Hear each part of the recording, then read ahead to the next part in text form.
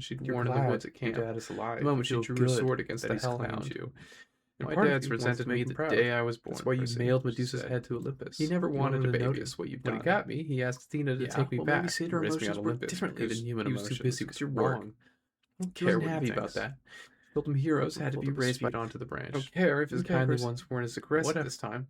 This time? Besides, I haven't done anything worth bragging. I mean, you've about. run into them Barely before. got out of New York. We're stuck here with Her no hand money to crept help up my to her father necklace. and some Care fingered a about glazed white bead I don't painted care with the about image of a him. pine tree. Whoever One gazed of her gazed down from his clay end of the tree summer branch. tokens. Look, Percy. Let's just say I've I'm got not no as smart love as for the Lord of the Annabeth, and Dead. I'm not as brave as Can't you. be tempted to You're make a pretty deal good for your at mom. reading emotions. What would you do if it was your dad? Your dad is alive. That's feel easy, good. she said. He's claimed I'd leave him you. to rot. And part of you wants to You're not make him proud. serious. That's why you Annabeth, nailed Medusa's head to Olympus.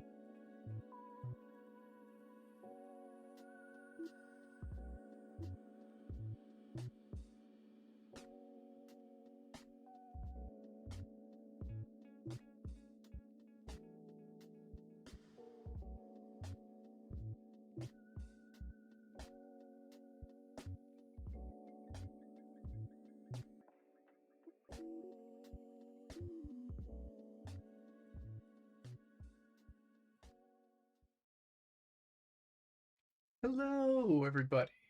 Welcome. Welcome to Kinitsugis Storytime. I'm your host, Kinitsugi, and as always, we're gonna be reading. So, without further ado, let me open up my web browser.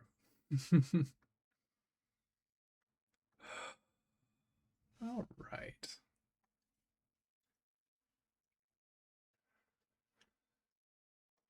Blah, blah, blah. Okay.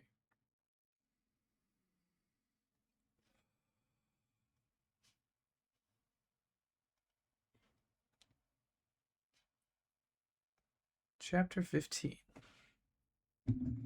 A god buys us cheeseburgers. The next afternoon, June 14th, 7 days before the solstice, our train rolled into Denver.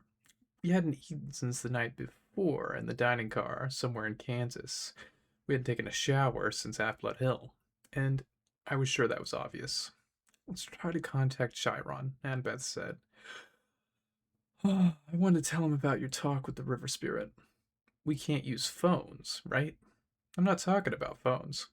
We wandered through downtown for about half an hour, though I wasn't sure what Annabeth was looking for.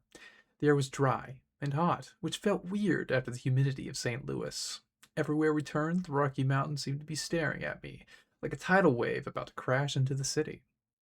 Finally, we found an empty, do-it-yourself car wash.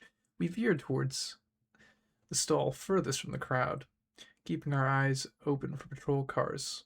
We, three adolescents hanging out at a car wash, without a car, any cop worth his donuts would figure out we were up to no good. What exactly are we doing? I asked, as Grover took out the spray gun. It's 75 cents, he grumbled. I've only got 2 quarters left. Annabeth? Don't look at me, she said. Dining car wiped me out. I fished out my last bit of change and passed Grover a quarter, which left me 2 nickels and 1 drachma from Medusa's place. Excellent, Grover said. We could do it with a spray bottle, of course, but the connection isn't as good and my arm gets tired of pumping. What are you talking about? He fed in the quarters and set the knob to the fine mist. IMing. Instant messaging? Iris messaging, Annabeth corrected. The rainbow goddess Iris carries messages from the gods. If you know how to ask, and she's not too busy, she'll do the same for half-bloods. You summon the goddess with a spray gun. Grover pointed the nozzle in the air, and water hissed out a thick white mist. Unless you know an easier way to make a rainbow? Sure enough, late afternoon light filtered through the vapor and broke into colors. Annabeth held her palm out to me. Drachma, please. I handed it over. She raised the coin over her head. O goddess, please accept our offering. She threw the drachma into the rainbow, and it disappeared in a gold shimmer.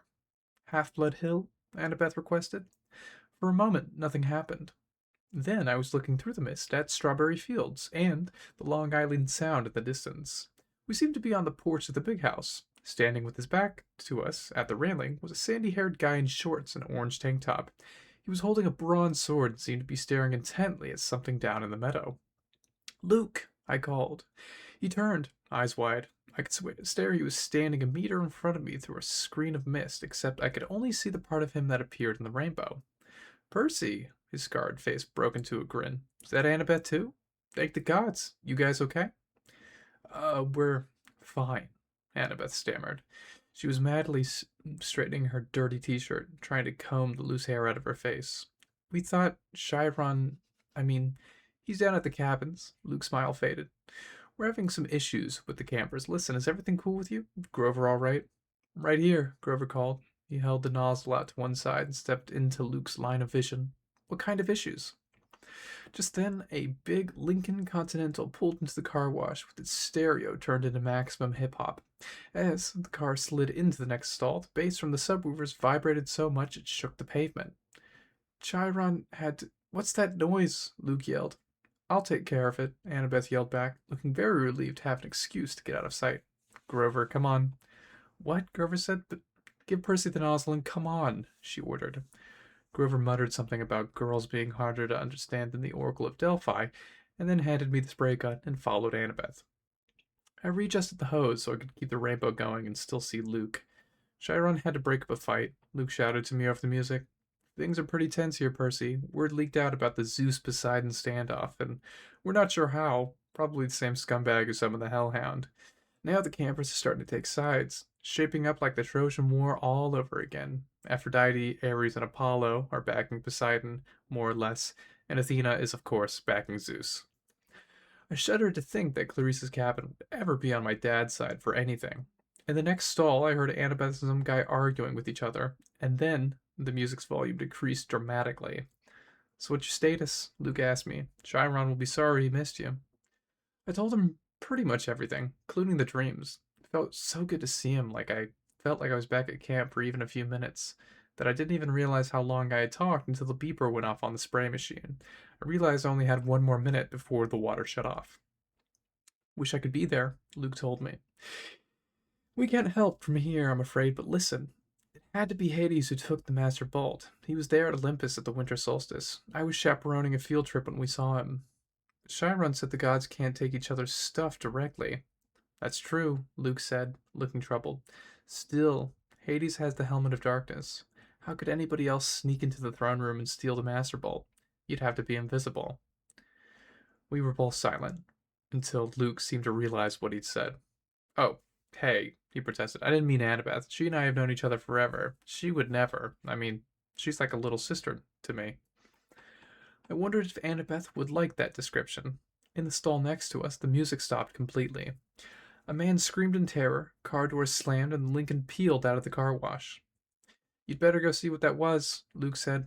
Listen, you wearing the flying shoes? I'd feel better if they'd known they'd done some good. Oh, yeah. I tried not to sound like a guilty liar. Yeah, they've come in handy. Really? He grinned. They fit and everything? The water shut off. The mist started to evaporate. Take care of yourself out there in Denver, Luke called, his voice getting fainter. Tell Grover it'll be better this time. Nobody will get turned into a pine tree if he just. But the mist was gone. Luke's image faded into nothing. I was alone in a wet, empty car wash stall. Annabeth and Grover came around the corner laughing, but stopped when they saw my face. Annabeth's smile faded. What happened, Percy? What did Luke say? Not much, I lied, my stomach feeling as empty as the Big Three cabin. Come on, let's find some dinner. A few minutes later, we were sitting at a booth in a gleaming chrome diner. All around us, families were eating burgers and drinking milkshakes and sodas. Finally, the waitress came over. She raised her eyebrows skeptically. Well, I said, we want to order dinner. You kids have the money to pay for it? Grover's lower lip quivered. I was afraid he would start bleeding, or worse, start eating the linoleum. Annabeth looked ready to pass out from hunger. I was trying to think up a sob story for the waitress when a rumble shook the whole building. A motorcycle, the size of a baby elephant, had pulled up to the curb. All conversation in the diner stopped. The motorcycle's headlight glared red. The gas tank had flames painted on it, and a shotgun holster riveted to either side, complete with shotguns. The seat was leather, but the leather looked like, well, Caucasian human skin? The guy on the bike would have made pro wrestlers run for mama. He was dressed in a red muscle shirt, black jeans, and wore a black leather duster with a hunting knife strapped to his thigh. He wore red, wraparound shades, and he had the cruelest, most brutal face I'd ever seen. Handsome, I guess, but wicked, with an oily black crew cut, cheeks that were scarred from many, many fights. The weird thing was, I felt I'd seen his face somewhere before. As he walked to the diner, a dry, hot wind blew through the place. All of the people rose, as if they were hypnotized, but the biker waved his hand dismissively and they all sat down again. Everybody went back to their conversations. The waitress blinked, as if somebody had just pressed the rewind button on her brain. She asked us again, You kids have the money to pay for it? The biker said, It's on me. He slid into the booth, which was way too small for him, and crowded Annabeth against the window. He looked up at the waitress, who was gaping at him, and said, You still here? He pointed at her, and she stiffened. She turned as if she'd been spun around, and then marched back towards the kitchen. The biker looked at me. I couldn't see his eyes behind the red shades, but bad feelings started boiling in my stomach. Anger, resentment, bitterness. I wanted to hit a wall. I wanted to pick a fight with somebody. Who did this guy think he was? He gave me a wicked grin. So you're old Seaweeds kid, huh? I should have been surprised or scared, but I felt like I was looking at my stepdad, Gabe. I wanted to rip this guy's head off. What's it to you? Annabeth's eyes flashed me warning. Percy, this is... Biker raised a hand. It's okay. He said, I don't mind a little attitude. Long as you remember who's the boss. You know who I am, little cousin? Then it struck me why this guy looked so familiar. He had the same vicious sneer as some of those kids at Camp Half-Blood. The ones from Cabin 5. You're Clarice's dad, I said. Ares, the god of war. Ares grinned, took off his shade. Where his eyes should have been, there was only fire, empty sockets glowing with miniature nuclear explosions. That's right, punk. I heard you broke Clarice's spear. She was asking for it. Probably. That's cool. I don't fight my kids' fights, you know. What I'm here for. I heard you were in town. I got a little proposition for you. The waiters came back with heaping trays of food. Cheeseburgers, fries, onion rings, and chocolate shakes. Ares handed her a few gold drachmas. She looked down nervously at the coins. But these aren't. Ares pulled out his huge knife, started cleaning his fingernails. Problem, sweetheart? The waitress swallowed, and then left with the gold. Can't do that, I told Ares. Can't just threaten people with a knife. Don't you carry a weapon, Puck? You should. Dangerous world out here. Which brings me to a proposition. I need you to do me a favor. What favor could I do for a god? Something a god doesn't have time to do himself. It's nothing much. Left my shield at an abandoned water park here in town. I was going on a little date with my girlfriend. We were interrupted.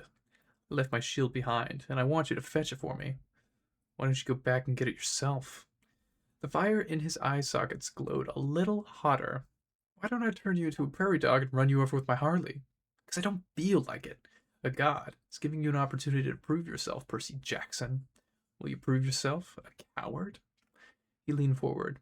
Or maybe you only fight when there's a river to dive into, so your daddy can protect you. I wanted to punch this guy, but somehow I knew he was waiting for that. Ares' power was causing my anger. He'd love it if I attacked. I didn't want to give him the satisfaction. We're not interested, I said. We've already got a quest. Ares' fiery eyes made me see things I didn't want to see. Blood, smoke, and corpses on the battlefield. I know all about your quest, punk. When that item was first stolen, Zeus sent his best out looking for it. Apollo, Athena, Artemis, and me, naturally. Couldn't sniff out a weapon that powerful. He licked his lips at the very thought of the Master Bolt made him hungry. Well, if I couldn't find it, you got no hope. Nevertheless, I'm trying to give you the benefit of the doubt. Your dad and I go way back. After all, I'm the one who told him my suspicions about old corpse breath. You told him Hades stole the bolt. Sure. Framing someone to start a war? Oldest trick in the book. I recognized it immediately. In a way, you got me to thank for your little quest. Thanks, I grumbled. Hey, I'm a generous guy. Just do my little job and I'll help you on your way. I'll arrange a ride west for you and your friends. We're doing fine on our own. Right. No money, no wheels, no clue what you're up against. Help me out and maybe I'll tell you something you need to know. Something about your mom. My mom? He grinned. That got your attention. Water Park is a mile west on Delancey. Cannot miss it. Look for the Tunnel of Love ride. What interrupted your date? I asked. Something scare you off? Ares bared his teeth, but I'd seen his threatening look before on Clarice. There was something false about it, almost like he was nervous. You're lucky you met me, punk, not one of the other Olympians. They're not as forgiving of rudeness as I am. I'll meet you back here when you're done.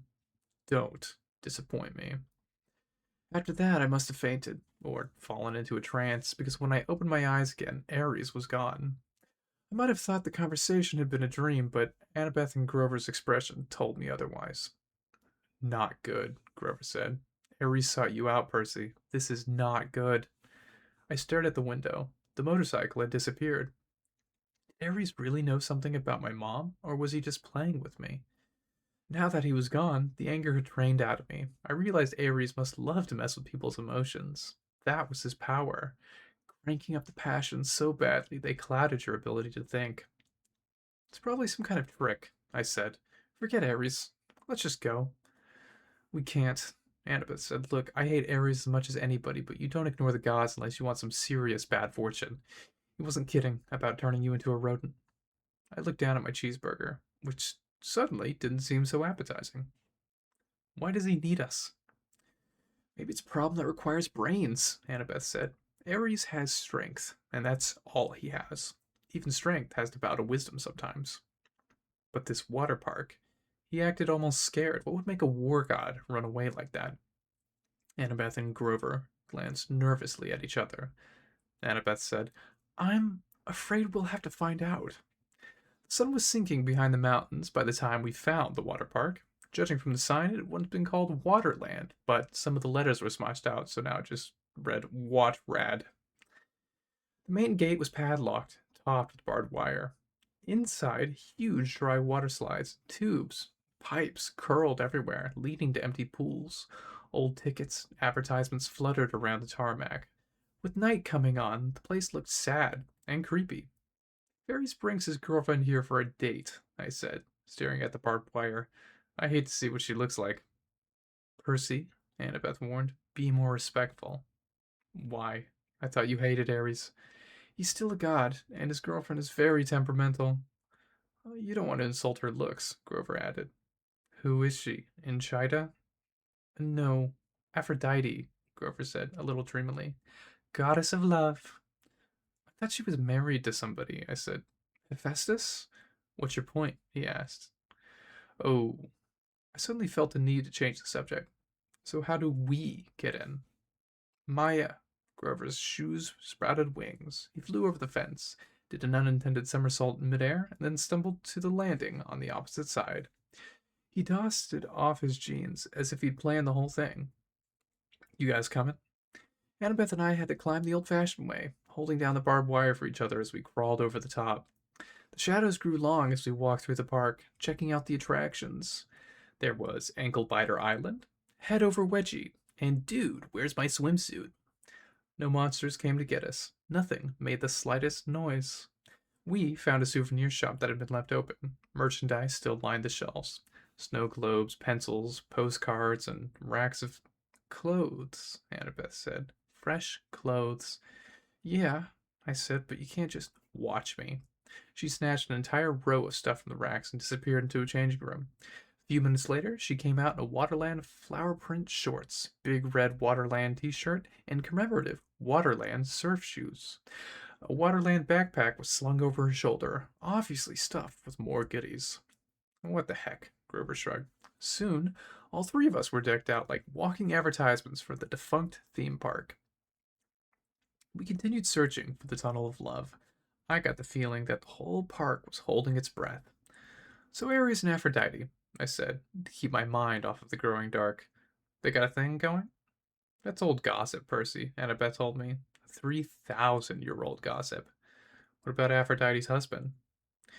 Well, you know, she said. Hephaestus, the blacksmith. He was crippled when he was a baby, thrown off Mount Olympus by Zeus, so he isn't exactly handsome. Clever with his hands and all, but Aphrodite isn't into brains and talent, you know. She likes bikers? Whatever. Hephaestus knows. Oh, sure, Annabeth said. He caught them together once. I mean, literally caught them in a golden net and invited all the gods to come and laugh at them. Hephaestus is always trying to embarrass them. That's why they meet in out-of-the-way places like... She stopped, looking straight ahead. Like that. In front of us was an empty pool that would have been awesome for skateboarding. It was at least 50 meters across and shaped like a ball. Around the rim, a dozen bronze statues of Cupid stood guard with wings spread and bows ready to fire. On the opposite side from us, a tunnel opened up. Probably where the water flowed into when this pool was full. The sign above it read, Thrill Ride of Love. This is not your parents' tunnel of love. Grover crept towards the edge. Guys, look. Marooned at the bottom of the pool, there was a pink and white two-seater boat with a canopy over the top, little hearts painted all over it. In the left seat, glinting in the fading light, was Ares' shield, a polished circle of bronze. This is too easy, I said, so we just walk down there and get it? Annabeth ran her fingers across the base of the nearest Cupid statue. There's a Greek letter carved here, she said. Eta.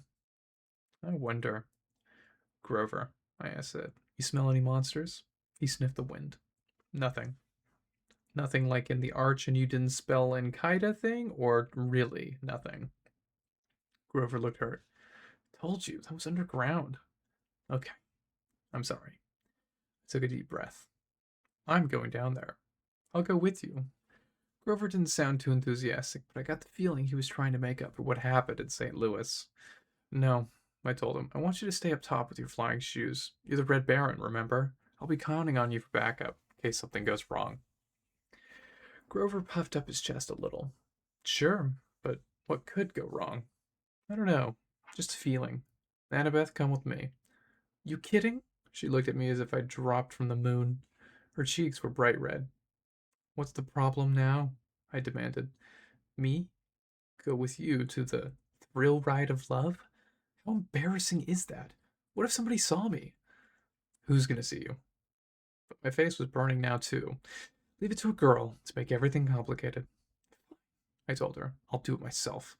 When I started down the side of the pool, she followed me, muttering about how boys always mess things up. We reached the boat. The shield was propped on one seat. Next to it was a lady's silk scarf. I tried to imagine Ares and Aphrodite here. A couple of gods meeting in a junked-out amusement park ride. Why? Then I noticed something I hadn't seen from the top. Mirrors all the way around the rim of the pool, facing this spot.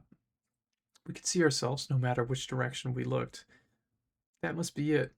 While Ares and Aphrodite were smooching each other, they could look at their favorite people, themselves. I picked up the scarf. It shimmered pink, and the perfume was indescribable. Rose or mountain laurel, something good.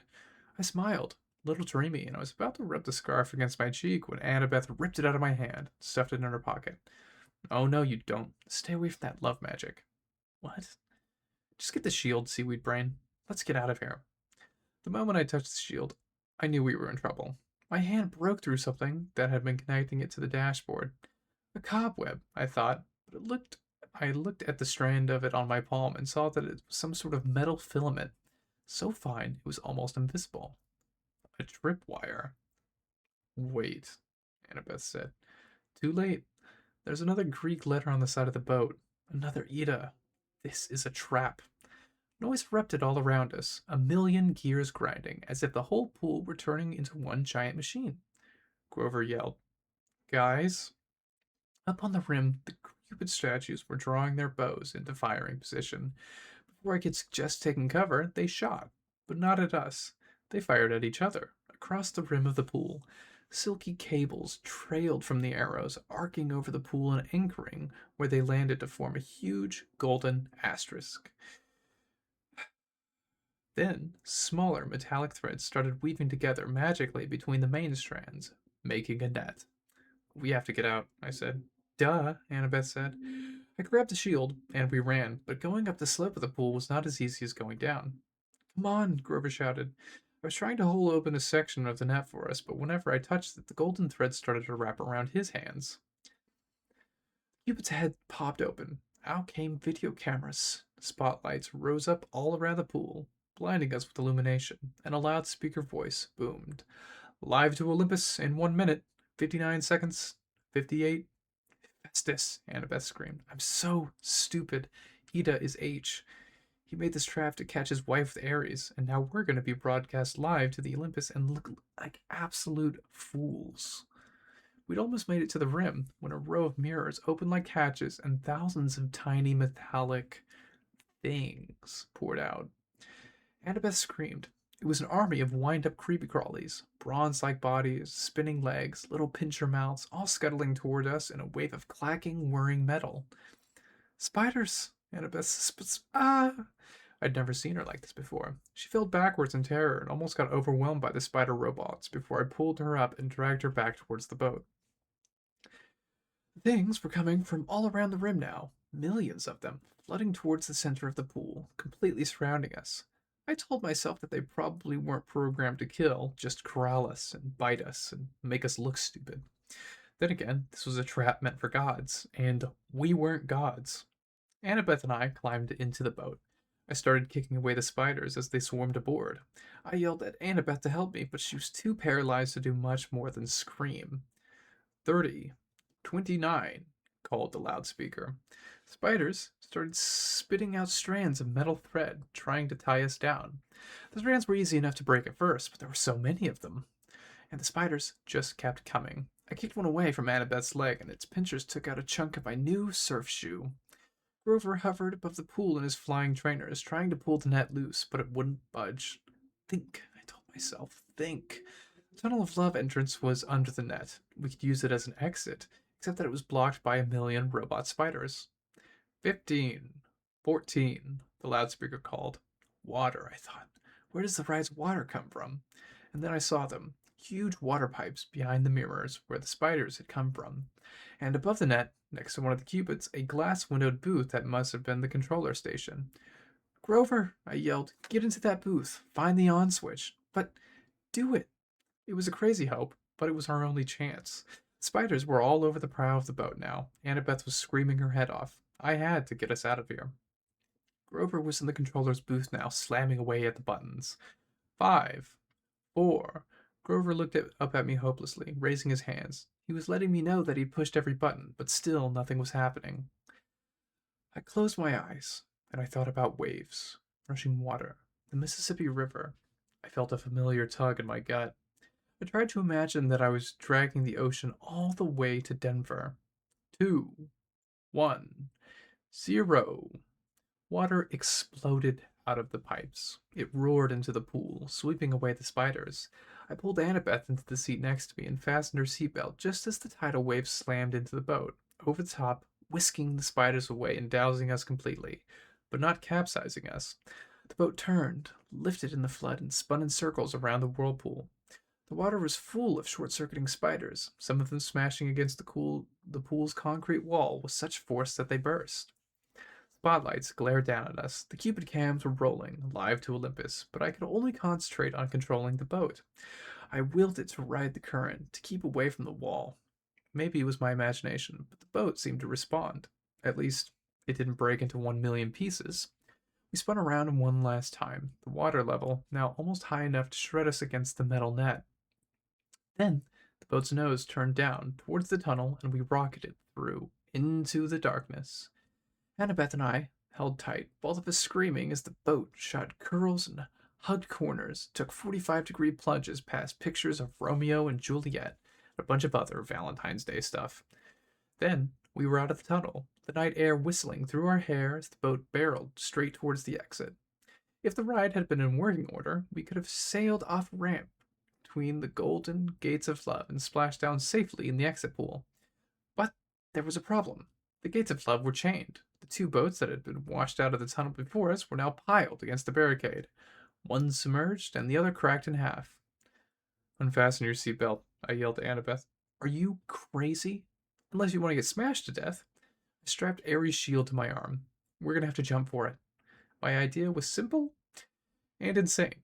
As the boat struck, we would use its force like a springboard to jump the gate. I'd heard of people surviving car crashes that way, getting thrown 10 or 15 meters away from the accident. With luck, we would land in the pool. Annabeth seemed to understand. She gripped my hand as the gates got closer. When I say go, I said. No, when I say go. What? Simple physics, she yelled. Force times the trajectory angle. Fine, I shouted. When you say go. She hesitated, and then yelled. Now. Crack. Annabeth was right. If we jumped when I thought we should have, we would have crashed into the gates. She got us maximum lift. Unfortunately, it was a little more than we needed. Our boat smashed into the pileup, and we were thrown into the air, straight over the gates, over the pool, and down towards the solid tarmac. Something grabbed me from behind. Annabeth yelled, Ouch! Grover. In midair, he had grabbed me by the shirt and Annabeth by the arm, and he was trying to pull us out of a crash landing, but Annabeth and I had all the momentum. You're too heavy, Grover said. We're going down. We spiraled towards the ground, Grover doing his best to slow the fall. We smashed into a photo board, Grover's head going straight into the hole where tourists would put their faces, depending to be Nunu and the friendly whale. Annabeth and I tumbled to the ground, banged up, but alive. Ares' shield was still on my arm. Once we caught our breath, Annabeth and I got Grover out of the photo board and thanked him for saving our lives. I looked back at the thrill ride of love. The water was subsiding. Our boat had been smashed to pieces against the gates. 100 meters away, at the entrance pool, the Cupids were still filming. The statues had swiveled, so their cameras were trained into sight on us, spotlights in our faces. "Show's over," I yelled. "Thank you. Good night." The Cupids turned back to their original position. The lights shut off. The park went quiet and dark again, except for the gentle trickle of water into the thrill ride of love's exit pool. I wondered if Olympus had gone to a commercial break, or if our ratings had been any good. I hate being teased. I hate being tricked, and I had plenty of experience handling bullies who liked to do that stuff to me. I hefted the shield on my arm and turned to my friends. "We need to have a little talk with Ares." "All right. We're going to take a brief intermission. I will see you guys in a minute."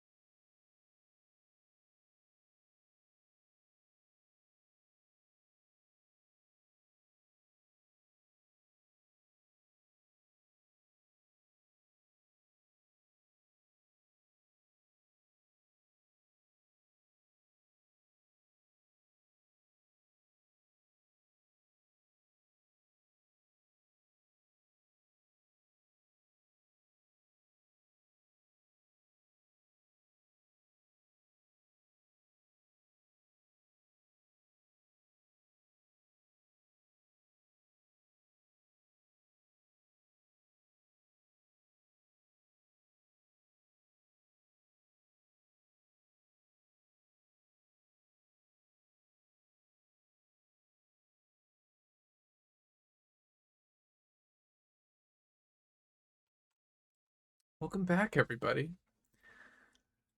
All right, where were we? Chapter 16.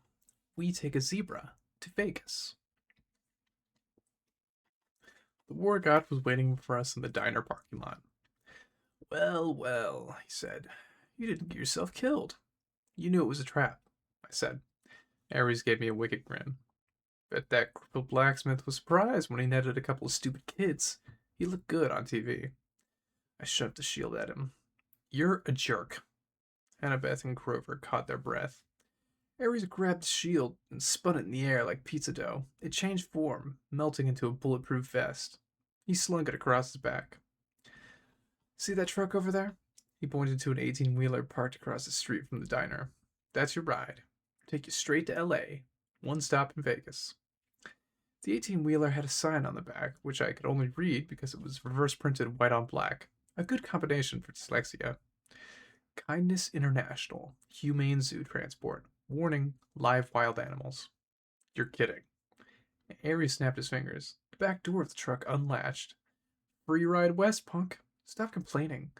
Here's a little something for doing the job." He slung a blue nylon backpack off his handlebars, tossed it to me.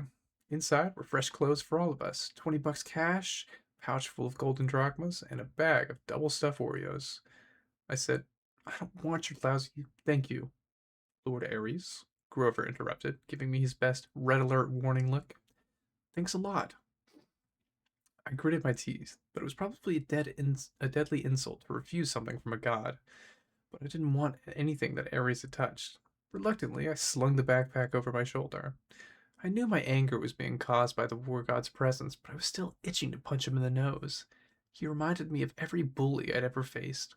Nancy Bobofoot, Clarice, Smelly Gabe, sarcastic teachers, every jerk who called me stupid in school laughed at me when I got expelled. I looked back at the diner, which only had a couple of customers now.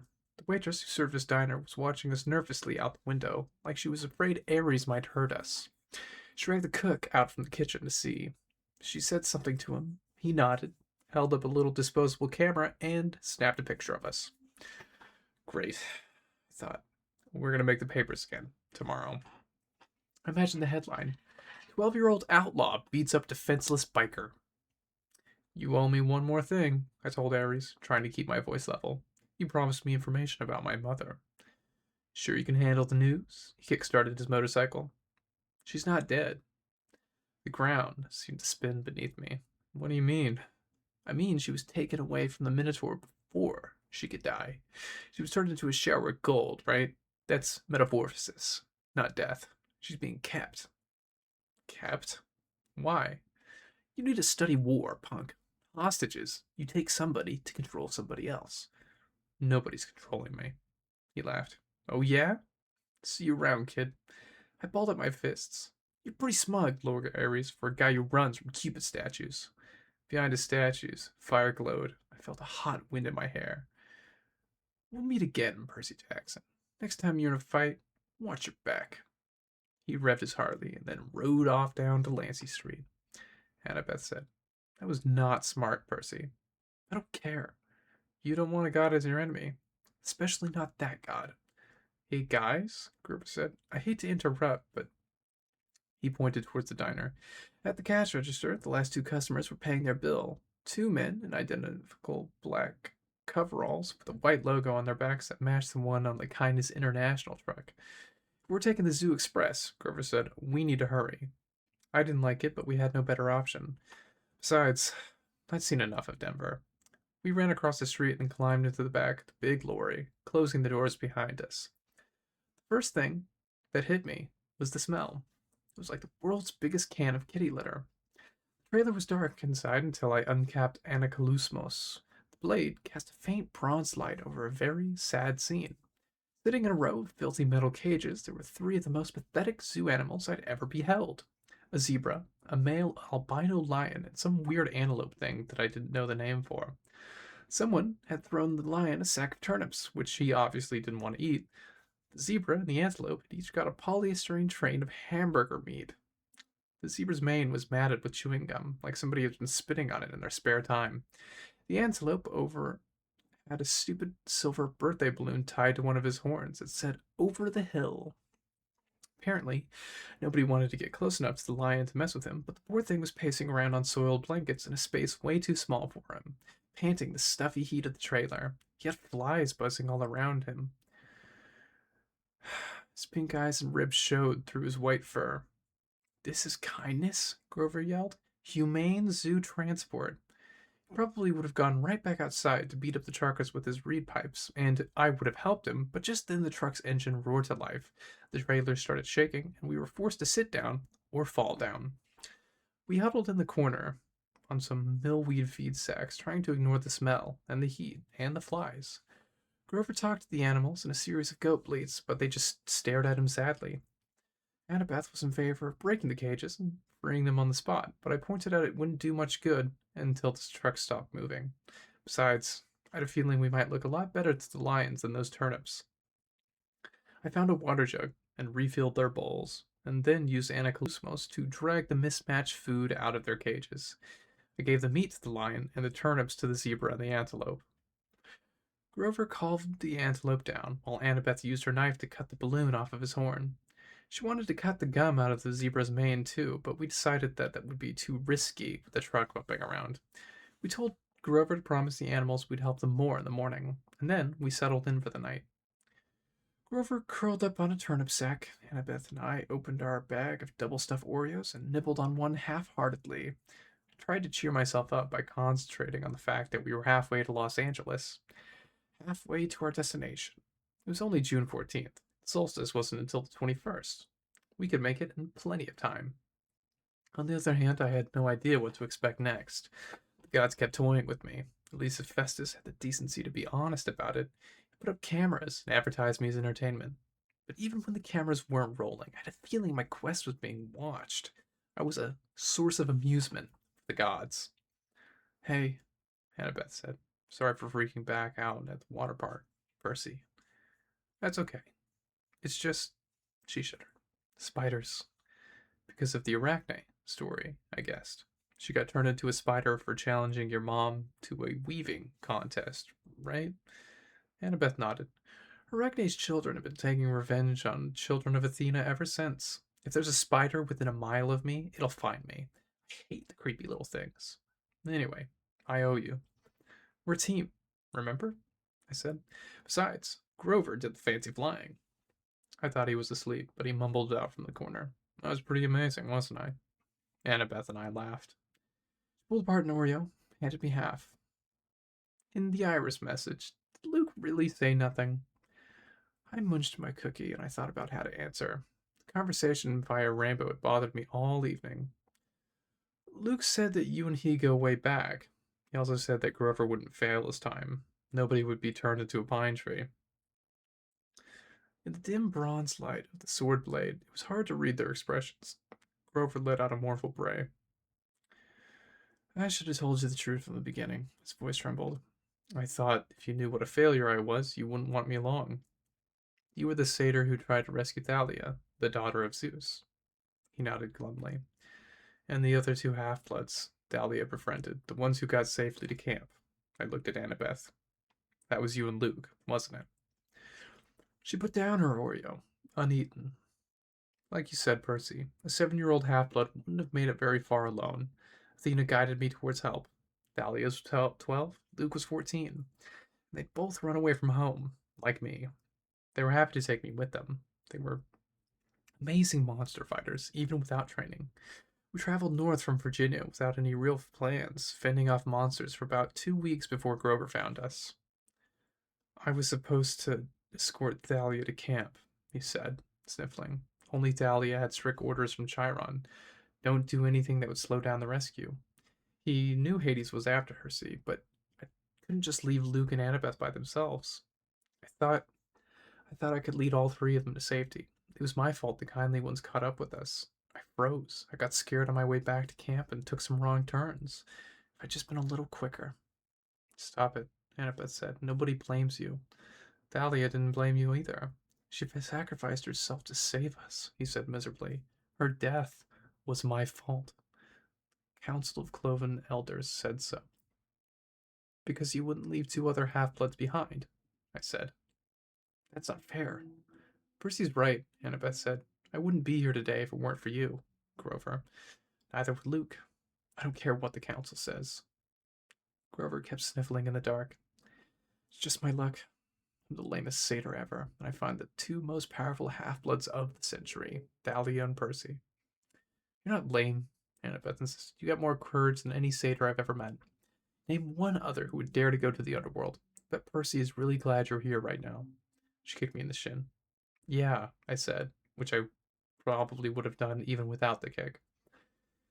It's not luck that you found Thalia or me, Grover. You've got the biggest heart of any satyr ever. You're a natural searcher, and that's why you'll be the one who finds Pan. I heard a deep, satisfied sigh. I waited for Grover to say something, but his breathing only got heavier. When the sound turned to snoring, I realized he'd fall asleep. How does he do that? I marveled. I don't know, Annabeth said. But it was a really nice thing you told him. I meant it. We rode in silence for a few miles, bumping around on the feed sacks. The zebra munched a turnip, and the lion licked the last of the hamburger meat off of his lips and looked at me hopefully. Annabeth rubbed her necklace, like she was thinking deep, strategic thoughts. That pine tree bead, I said. Is that your first year?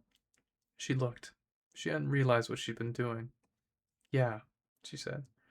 Every August, the counselors picked the most important event of the summer and they painted on the year's beads.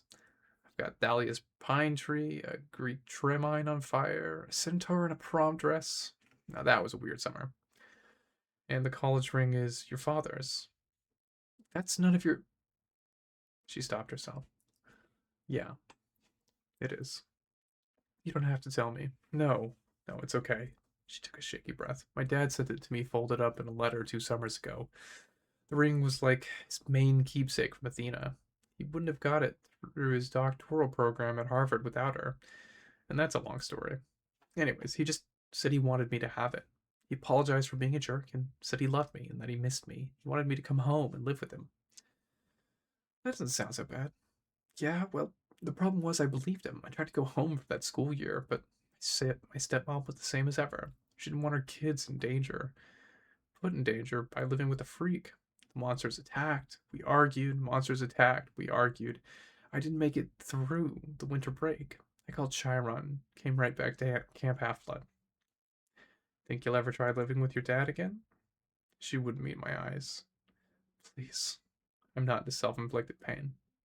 You shouldn't give up, I told her. You should write him a letter or something. Thanks for the advice, she said coldly, but my father's made his choice about who he wants to live with. We passed another few miles of silence.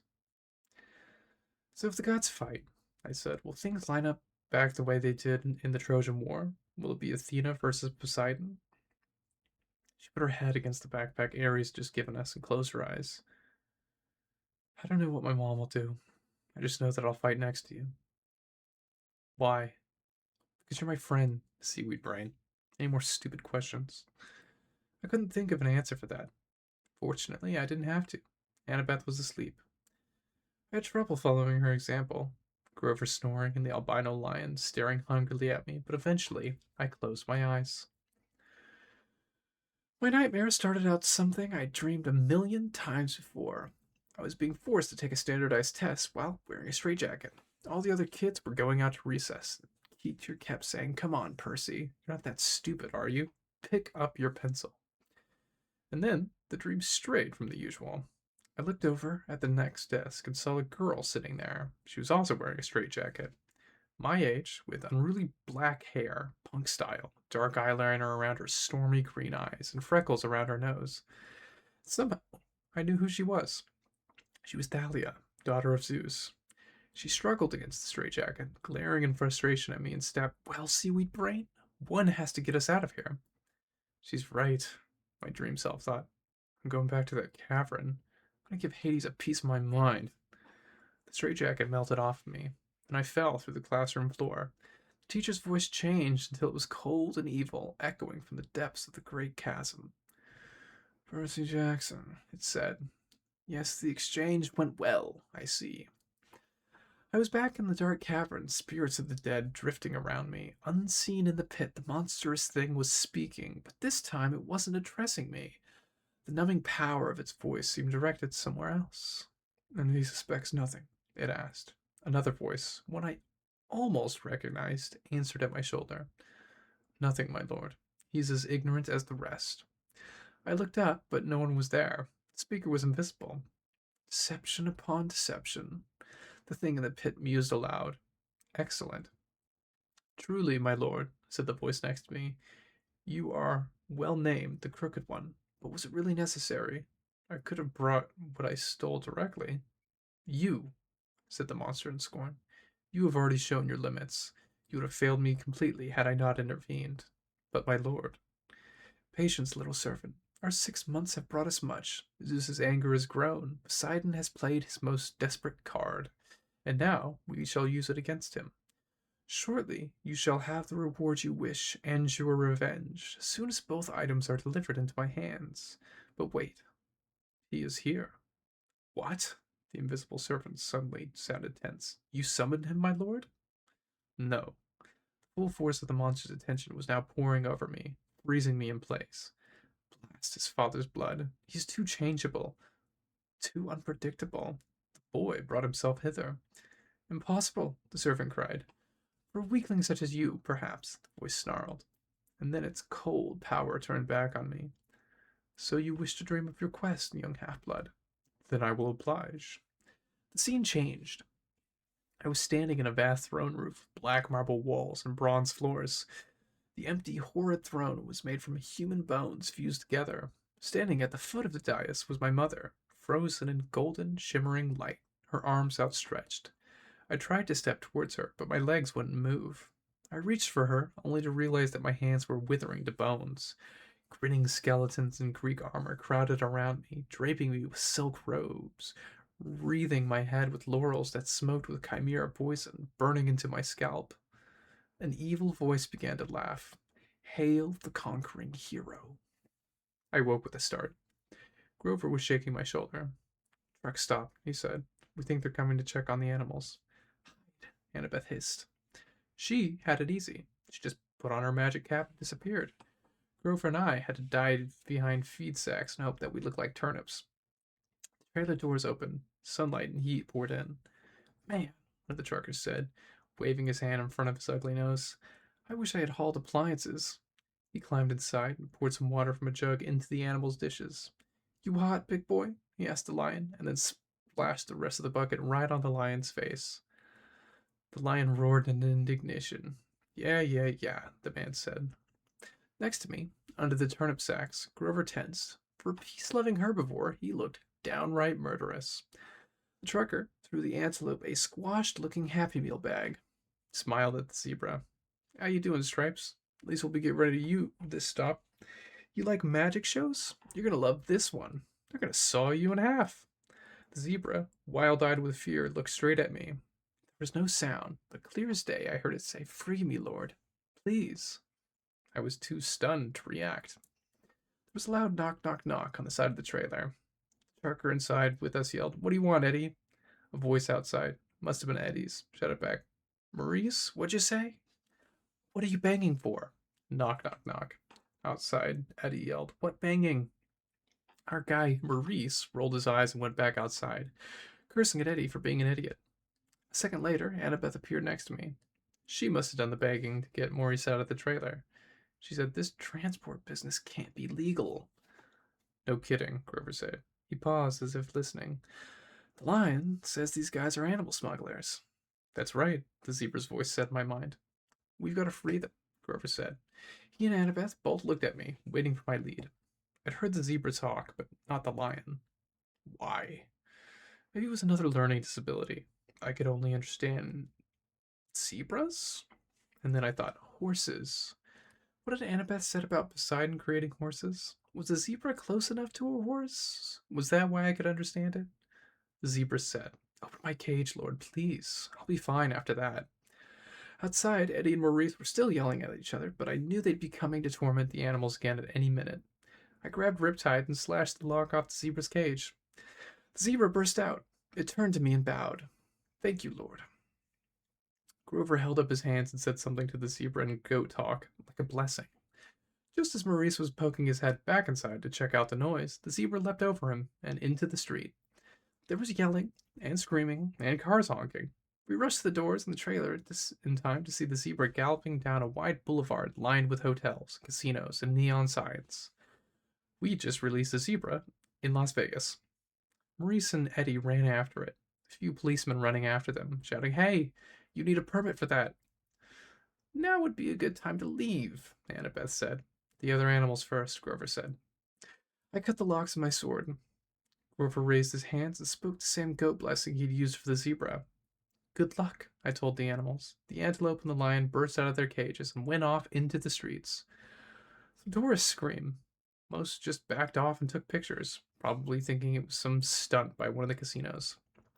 Will the animals be okay? I mean, the desert and all. Don't worry, he said. I placed a satyr sanctuary on them. Meaning? Meaning that they'll reach the wild safely, he said. They'll find water, food, shade, whatever they need until they find a safe place to live. Why can't you place a blessing like that on us? I asked. It only works on wild animals. So it would only protect Percy, Annabeth reasoned. Hey, I protested. Kidding, she said. Come on, let's get out of this filthy truck. We stumbled out into the desert afternoon. It was 40 degrees easy, and we must have looked like deep-fried vagrants, but everyone was too interested in the wild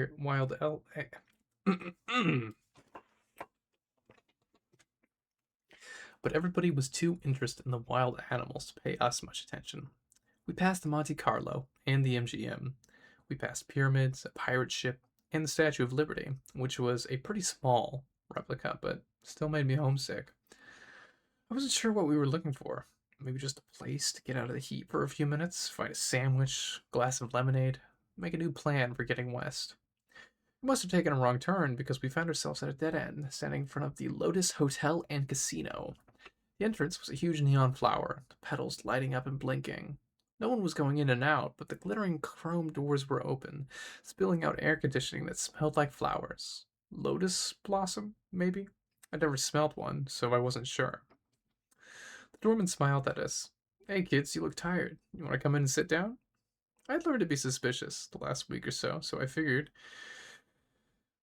anybody could be a monster or a god. You just couldn't tell. But this guy was normal. One look at him, and I could see. Besides, I was so relieved to hear somebody.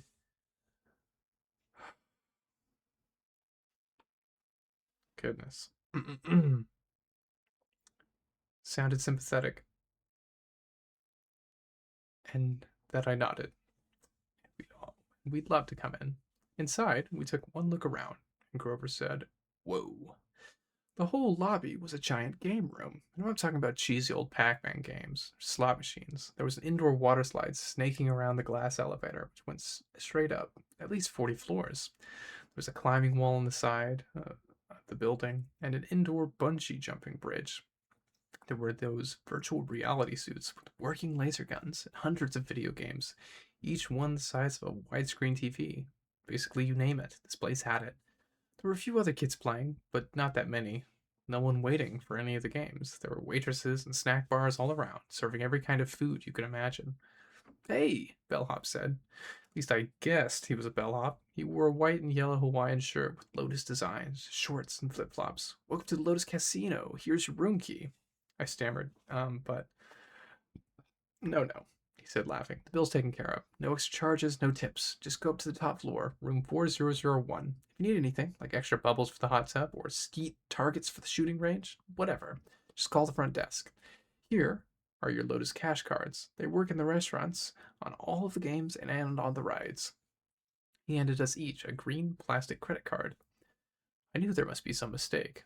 Obviously, he thought we were some millionaire's kids, but I took the card and said, How much is on here? His eyebrows knit together. What do you mean?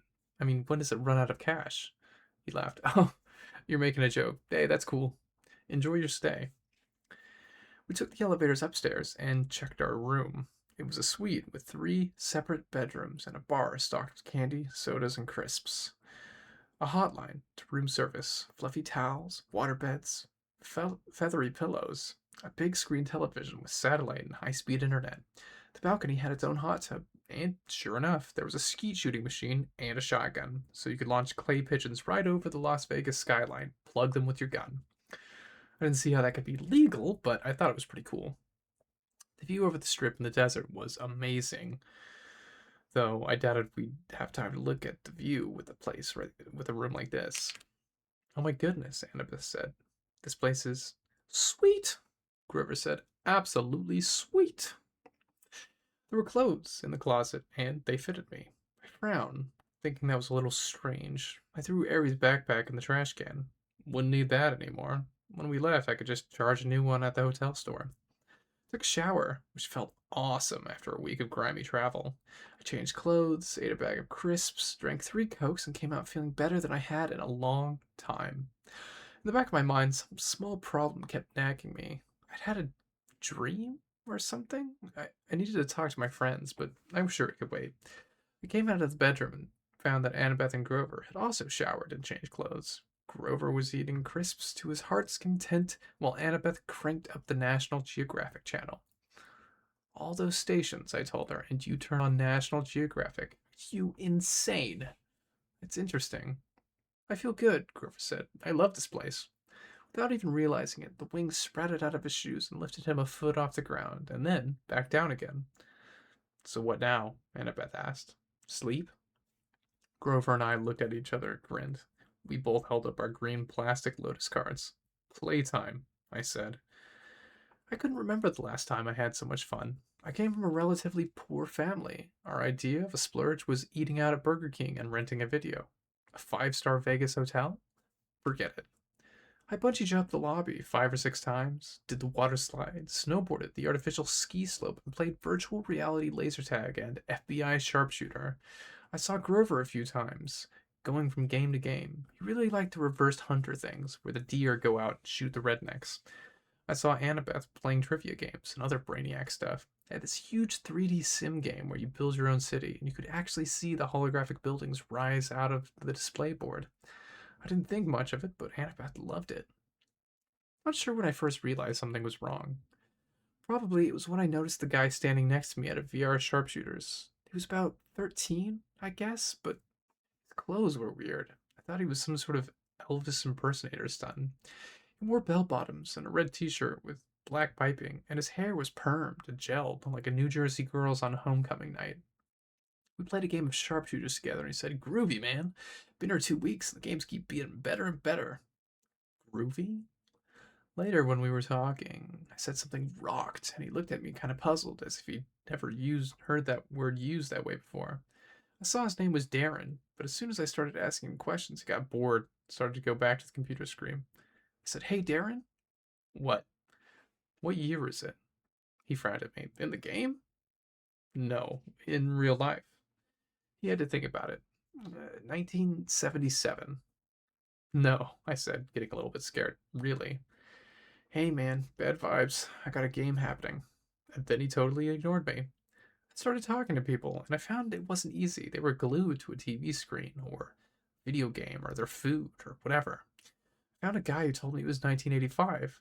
Another guy told me it was 1993. They all claimed they hadn't been in here very long. A few days, a few weeks at most. They really didn't know, and they didn't care. Then it occurred to me, how long had I been here? It seemed like only a couple of hours, but was it?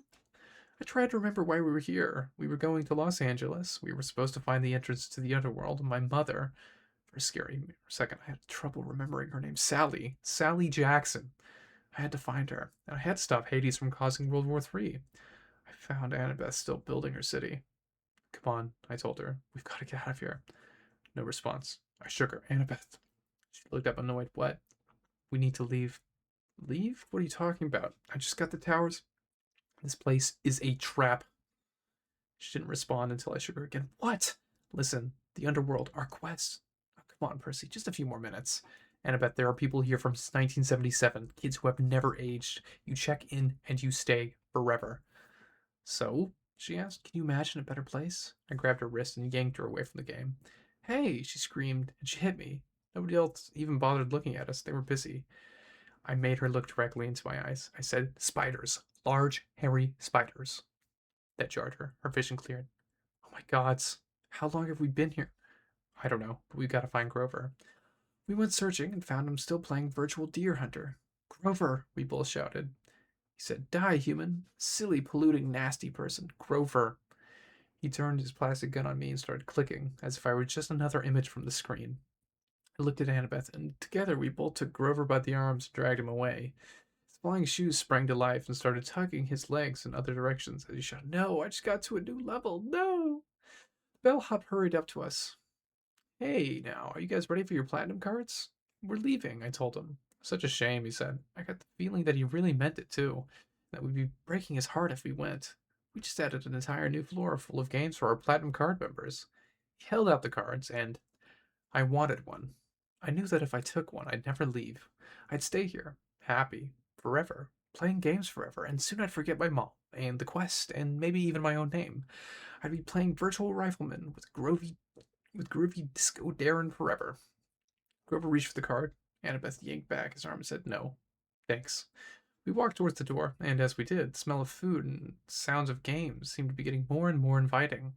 I thought about our room upstairs. We could just stay the night, sleep in a real bed for once, and then we burst through the doors of the Lotus Casino and ran down the sidewalk. It felt like afternoon. About the same time of day we'd gone into the casino, but something was wrong. The weather had changed. It was stormy, with heat, lightning flashing out in the desert. Harry's backpack was slung over my shoulder, which was odd because I was sure I'd thrown it in the trash in room 4001, but at the moment I had other problems to worry about. I ran to the nearest newspaper stand, and I read the year first. Thank the gods. Still the same year it had been when we went in. And then I noticed the date, June 20th. We had been in the Lotus Casino for 5 days, and we only had one day left until the summer solstice. One day to complete our quest. All right. Hate to leave it on a cliffhanger, but I believe that is our time, ladies and gentlemen. one more time, thank you so much for joining us. I think that's it. Yeah. Take care.